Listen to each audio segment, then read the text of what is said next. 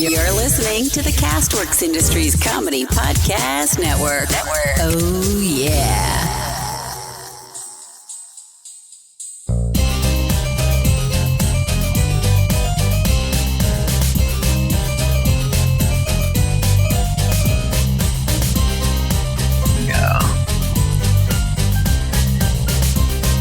Hello and welcome to another exciting episode of Laying Down the Law with Billy DeClercq. I'm your host, Billy DeClercq, in case you didn't know.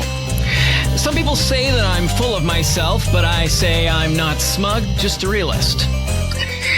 Today I'm joined by my guest, the host of the Cloud Accounting Podcast, the number one accounting and bookkeeping podcast in the United States, perhaps the world, perhaps of all time. It's Blake Oliver, CPA. He's an entrepreneur, accountant, writer, speaker, and accomplished cellist. He specializes in cloud accounting technology. Now, I know Blake from many years ago, and I recall in 2012, Blake founded the groundbreaking firm Cloud-Sourced Accounting, an online bookkeeping service, and his mission was to disrupt the business models of traditional CPA firms and freelance bookkeepers. It was so disruptive that it was subsequently acquired in was it a multi-billion-dollar transaction or a multi-million-dollar transaction? I can't disclose the details of that. It could have been trillions. Could have been. But, yes. Yes. Cloud-sourced accounting was an early adopter of the cloud accounting apps, which for those of you who don't keep your own books or who use the back of receipts, that's actually, the cloud is a metaphor. It's not a literal cloud. The cloud refers to... Wait, what? It's not a literal cloud. It's a cloud as a metaphor. Oh my gosh. I have been operating under all these false assumptions all these years. Yes. So Blake's been flying around in the clouds on his magical cello, and this enabled him to have a team that was all over the United States. And I know, Blake, when I was working with you, I think one of the people who was helping me was in Poughkeepsie, another was in Pacoima, and I was in Pasadena. It was exclusively a P named towns. Location, yes. It was an interesting strategy. Yeah. Cloud-sourced accounting was acquired by a firm that shall not be named, which subsequently fired me as a client. Oh, I forgot about that. Yeah. Not because I wasn't paying my bills, but because they wanted about 10 times what I was paying, because Blake and I had a pretty sweet deal, or sweet for me anyway. Yeah, you were one of my earliest clients, Billy. Yeah, it was a proof of concept. Grandfathered in. Yeah. Friends and family discount. Yeah. And which am I, by the way, Blake? I mean, we're pretty close friends these days. We had lunch together just a few days ago. Well, yes, and that's when I was interrogating you to help me get out of the illegal tax shelters, if I'm not mistaken. Mm-hmm. Yeah. So Blake, before we got on the interview, we were talking about the fact that your microphone is much bigger than mine. Well, the size is not important. It's the quality of the components that matters the most. Well, and I know your components are always of the highest quality. I would expect nothing less from you, Blake. We do our best. Well, I want to actually ask you a question instead of talk about myself just for a minute, and then I'll go back to talking about myself. You've been talking about me this whole time, pretty much. So I appreciate that. Thank you for that introduction. Well, mostly, Blake, I read it off your website. Okay. But mostly, Blake, I'm just talking about you as a pathway to get back to talking about me. Gotcha. Because you understand that I'm a white guy with a microphone on the internet. So my job is to talk about myself as much as possible. And we're two white guys with microphones on the internet. So that's like, this is a show now. Well, absolutely. Absolutely. That's what, I think that's what my sister says is, what do you call two white guys walking down the street? It's a podcast. That's right. Yeah. So tell me about your transition from cellist to bookkeeper to, I believe, certified bean counter was your title at the time that we first started working together, to becoming a entrepreneur, a CPA, and a savant of all things cloud accounting. Yeah, so I majored in cello performance at Northwestern University, and I got this fancy conservatory university degree, and I thought I was going to be in an orchestra someday. And then I graduated into the real world, and reality kind of slapped me in the face. I can say that on this show, right? We'll just edit that out. I mean, okay, got it. Yeah. But you could swear some more. We'll just edit some more. So, I have to really watch what I say on these accounting shows because people get very uptight about language and whatnot. But anyway, I'm sorry. I only have 4 listeners, so you don't have anything to worry about. If we offend one of them, then our ratings will just plummet. So I graduated into the financial crisis, and I very quickly realized, I can't just work at Starbucks and pay rent in LA and work as a cellist. And that was my plan. I thought that I could do that. And I was working at the Starbucks behind the Beverly Hilton, serving coffee to people that worked at CAA, and, gradually beginning to hate my life very quickly. Getting burned out on that, and driving around doing wedding gigs for $100 that took me 2 hours to get there, and very quickly realizing that the balance in my bank account kept going down every month. The other thing I would add, sorry to interrupt you, but a cello is not a small instrument. No. Yeah. It's a big pain in the butt to carry around with you. If you played the finger cymbals, I think you would have saved a lot on gas. Yes. Yeah. And I had to have a bigger car. So, kind of realized this is not for me, and started doing bookkeeping as a way to make some money. And I actually, believe it or not, found the bookkeeping to be more creatively satisfying than playing Pachelbel's Canon in D. I believe that. I believe you and I engaged in a lot of creative bookkeeping. I did my best by my clients. The beauty of being a bookkeeper is that you're not the one filing the tax return, so you can do whatever you want. And now I'm a CPA, so I can't do whatever I want. But I looked out for my clients first and the IRS second. Let's just say that. You made your client's first offer to the IRS, and you let them deal with the counter offer that the IRS would provide. Exactly. So I got into the whole accounting technology space, doing QuickBooks consulting, got in with cloud when that started being a big thing, and cloud accounting, which is the intersection of cloud computing and accounting, just has taken off over the last 10 years. And I've sort of ridden that wave up with my career. So, had my own firm. You were my client, Billy. Sold that to a CPA firm that wanted to acquire our process and clients and technology. And then that firm, by the way, got eaten up by a top 50 accounting firm. So now I like to say, by the transitive property of professional services firms mergers, I am a founding partner of a top 50 accounting firm. I think that's right. And in fact, I don't think that accounting firm would be a top 50 accounting firm without the contribution of cloud sourced accounting. I think they already were, but I'll go with that. And then most recently I was working at a software company doing product marketing. So being a CPA who understands how to talk to accountants, working with the marketing team at that software company, helping them translate what they're saying into CPA speak. And that's kind of where I'm at. Yeah.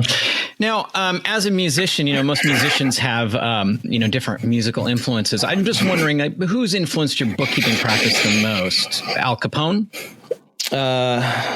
Stravinsky? Yeah, I believe that Stravinsky was known for his really creative reclassification of lunches. Mm-hmm. Yeah, the meals and entertainment. Unfortunately, that's gone now. I don't know if you knew that, Billy, but you can't deduct your entertainment expenses anymore. And mine are huge. Which is why I had you buy lunch the other day. Well, this is the segment I call Ask Yourself a Question, Blake. Okay. And in this next section, what I'd like you to do is ask yourself a question and then answer it, and I'll just passively listen. Okay. I have to come up with the question? So you start out, so Blake. Okay. So Blake. I'll give you a suggestion. Okay. So how has cloud computing changed in the last 5 years or so? It didn't really exist before that. I mean, it wasn't any good before that. No, you have to ask the question. Oh, I asked the question. Yeah, you just answered it. So you just have to ask the question. Oh, okay. Answer. Okay. So Blake, how has cloud computing changed in the last 5 years? Did I do this wrong? I'll let it slide this time. I've only had 3 cups of coffee this morning, so I'm a little behind. Like, am I supposed to do something right now? No. You answer the question. No, you answer the question. Oh, I know. I answer the question. How has cloud computing changed? It doesn't suck as much as it used to 5 years ago. It's getting better every day. So that's basically the short answer. Okay. Yeah. All right. In this next section of our show, now you interview me. Go ahead. So Billy, what was your favorite part about working with me as your bookkeeper? Oh, like the 2 or 3 times you bailed me out of debtor's prison. I appreciated that. Oh, I charged a lot of interest. Well, I think a highlight for me was that you're actually personally responsible indirectly for my huge Twitter presence. I have currently I have 83 followers at the moment on Twitter, because through a series of events you were attending ZeroCon, I believe, and I needed a name, and somebody compared me to Max Headroom, because I was appearing on a computer screen. What does that even mean? I know that's your Twitter handle, but I don't get it. Max Headroom Esquire? Yeah. What is Max Headroom? How old are you? 36. But remember, I spent a long time doing nothing but sitting in a practice room for many years. So in the 80s, there was in prison. Yeah. In the 80s, there was a Coke came up with New Coke, and they came up with a pitchman who was basically an early version of AI, and he was sort of like a stuttering talking head in a box. It's a very early MTV look, and then they created a show, and basically the gag was Max Headroom exists 20 minutes in the future, and so because of time, the way time works, you never actually get to the time where Max Headroom exists. But wore sunglasses, and if you Google it on the YouTube. You see some old Max. I'll find it. So you're Max Headroom Esquire. Gotcha. So I'm like an attorney, but I'm a talking head in a box. My intelligence is entirely artificial. If we can't tell the difference, then it doesn't matter. That's true. What I've learned. That's what I learned from Westworld. Yeah, and The Matrix. Yep. So what's your favorite memory of me? I just remember that we always had a lot of fun talking about your accounting, because you seem to enjoy not having any money, which normally that's a tough conversation to have. So it flipped the script for me. You could see the humor in it. Yeah, I could see yeah. Unfortunately, my family wasn't as crazy about that whole idea. I keep trying to convince them that I should just cut loose and go 100% all in on comedy, and they're like, you know what, we like eating.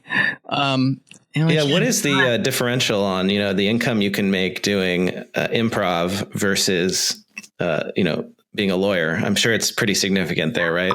I guess it depends on the improv and it depends on the lawyer, but some would say there's no real difference.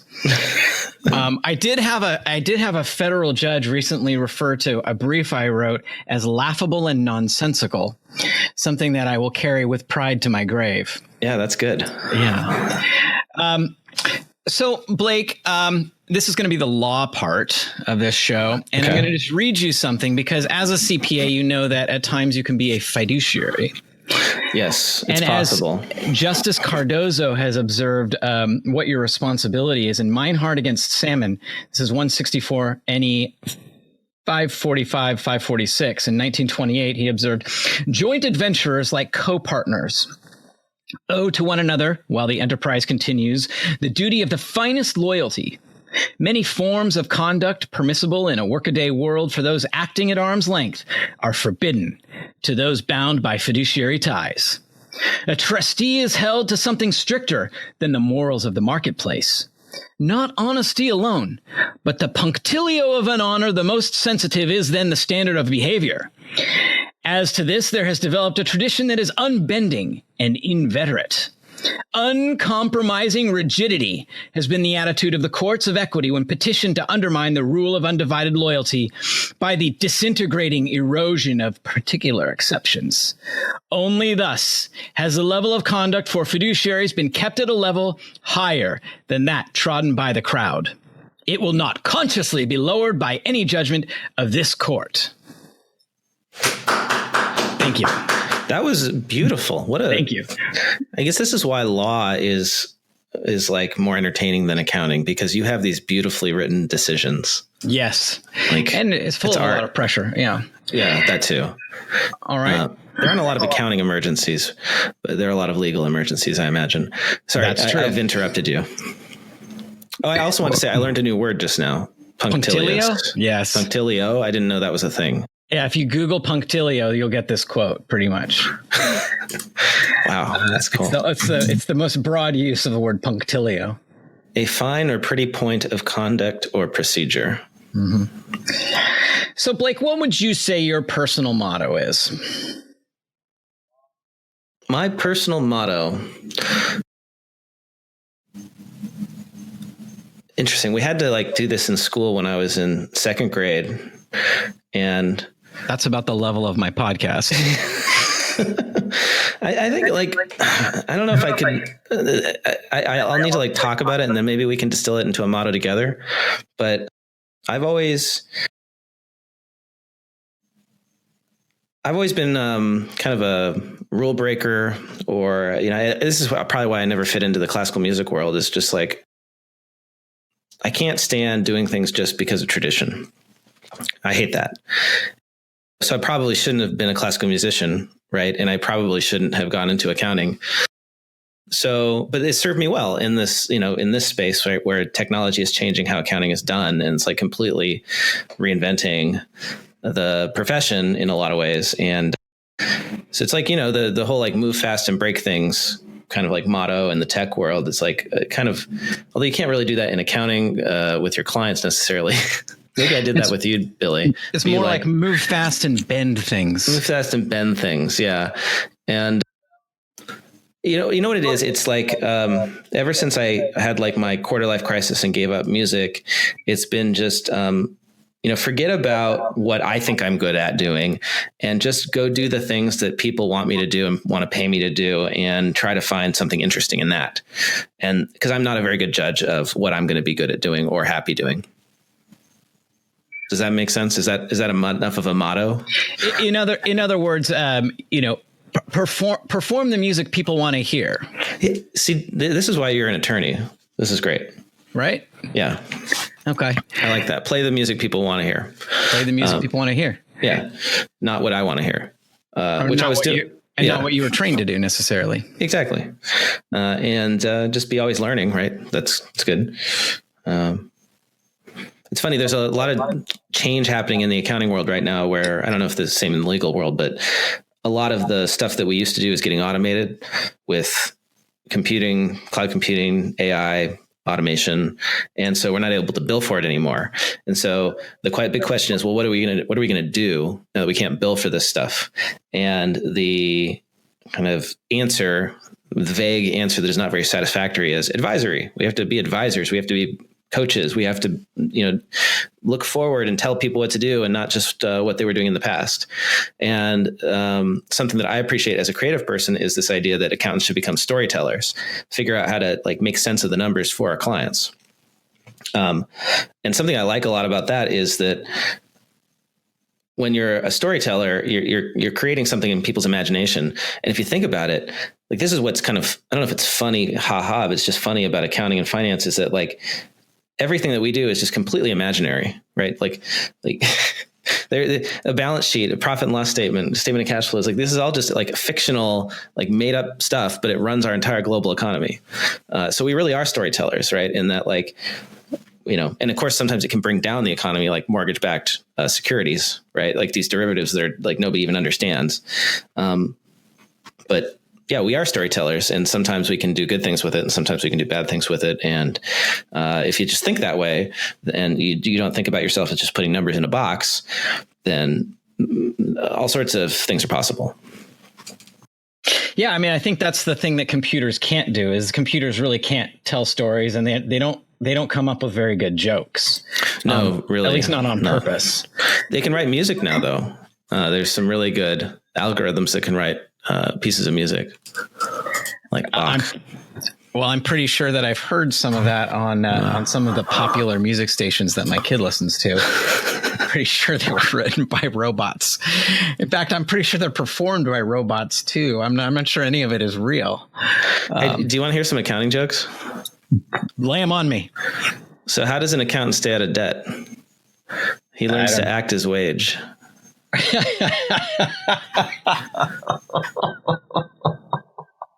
What does an accountant say when boarding a train? Mind the gap. I don't even know what that means. Generally accepted accounting principles. Oh, 2 A's. Yeah. That's a visual joke. It's a visual one. That's a visual one. What do accountants suffer from that ordinary people don't? Depreciation. Oh, boy. Why do economists exist? So accountants have someone to laugh at. What do you call an extroverted accountant? An accountant that looks at your shoes when he's talking, not his own shoes. Right. What's an actuary? It's an accountant without a sense of humor. It's a good one.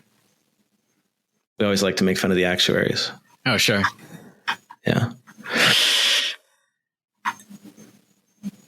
All right. Well, I have one last question for you, Blake. Did I end that podcast with that? Yeah. Okay. Yeah. No, I have one last question for you, and that is, you may know we're recording this on September 19th, 2019. Yes. Today is Talk Like a Pirate Day. Oh. And so, in closing, I think we need to choose a pirate name for you. Okay. So pirate name.